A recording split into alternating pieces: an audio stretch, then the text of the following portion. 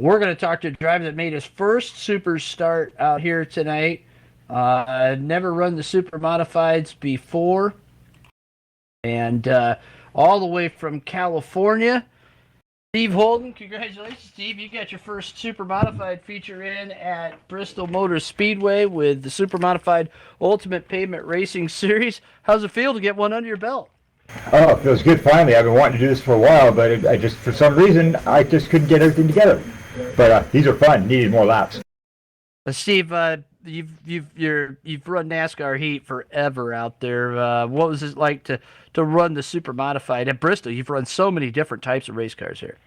Oh yeah, I mean I've run everything here. This is one of the tracks when a new mod comes out that I take a car out to play with it for a little while. I've actually got the Shelby cars from NASCAR Heat Mod. I've got them down into the 11s on this track. Wow, now that's flat flying because it's pretty quick out there for sure. A 12.8 fast lap of the race in the NASCAR Heat Mods 11s in the R Shelby. factor portion. So I mean that was something to see that tonight. But the Shelby Mustangs really quick out there. Well, you got your whistle wet here. We've got another NASCAR heat race coming up next week. The blind date night for the Empire Super Sprints made the number 02 Miller Genuine Draft Eddie Bellinger lookalike car look real good out there. Glad to have you, Steve. Hope you enjoyed the show. Hey guys, it was a blast. Thank you for having me. I appreciate you guys, letting me join your group. Well, Red having a good run out there, coming home in seventh at the end of the night. Let's talk to the winner of the second Twin 25 feature, Rocket Rob Warren. You broke the record. You're now not only are the all-time winningest driver in Supers history, but you have won more features than any other driver for Supers at Bristol Motor Speedway. You do have a real love affair with this racetrack. Have always done well here. That was an interesting show. You had to work for that one a little bit. What was the key factor to be able to get around Steve Callahan for the lead and the win? It's kind of a love-hate relationship with Bristol. I mean, I love the track. I wasn't really comfortable in that car Sunday night in practice. And then tonight in warm-ups, the steering wheel was hyper twitchy. Now, with R Factor, I can turn down my steering percentage, how far my wheels turn, basically change the the gear ratio on the rack and pinion. So in Bristol, in R Factor, I'm putting piles of wheel into the car, but the front tires aren't turning much. So corrections are slower and, well, quicker. No, slower. They're slower, but the car's more stable. And I can turn my steering wheel 90 degrees, and I can get into the corner, and then I can turn the steering wheel back and back and back as I exit the corner and get a great run down the straightaway. NASCAR Heat was way too twitchy with both the setups I tried. So, on a whim and a prayer, I threw the quickest, not the most comfortable setup that I had on Sunday, which is basically a Miles Max and Ray Sand setup, where I went 0-10-2 on the steering. And I barely moved the steering wheel. That's how twitchy the car was. So I think by being able to not have much wheel input made me quicker on exit. And I had a great run into turn 3. Steve ran a little bit high. I caught up a lot, but I carved the corner right down under the yellow line and maintained momentum, went down the front straightaway. I was right on him. And he went in, I think it was turn 1, pretty high. And I'm like, well, I don't know if this is going to stick, and I hope he doesn't come down because I'm going to try apex off it too. I think it was. And down the back stretch we went. And the car stuck, and it was great, man. It was a fun run. I love racing against Steve.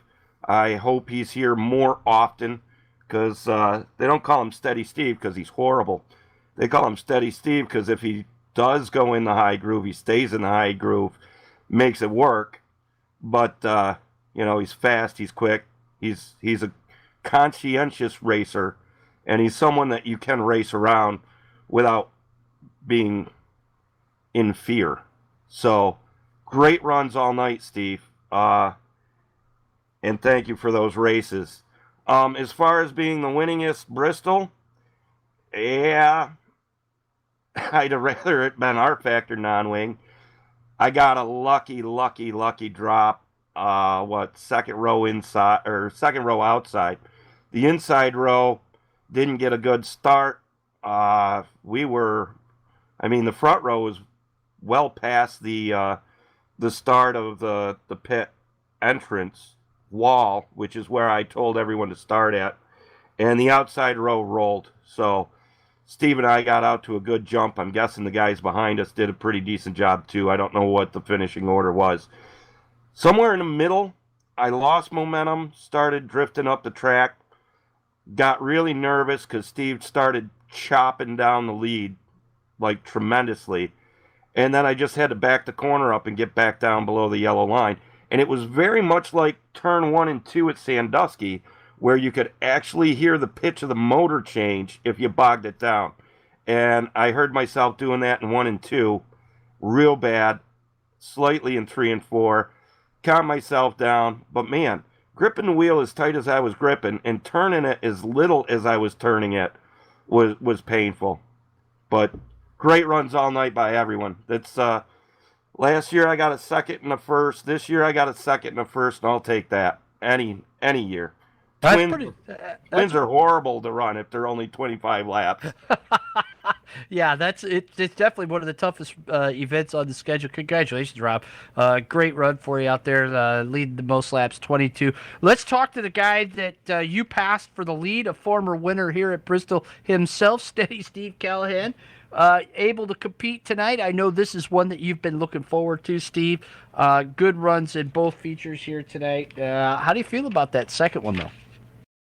It was a lot of fun. Congrats to Rob. He was awesome as usual out there, and congrats to Brad in the first one.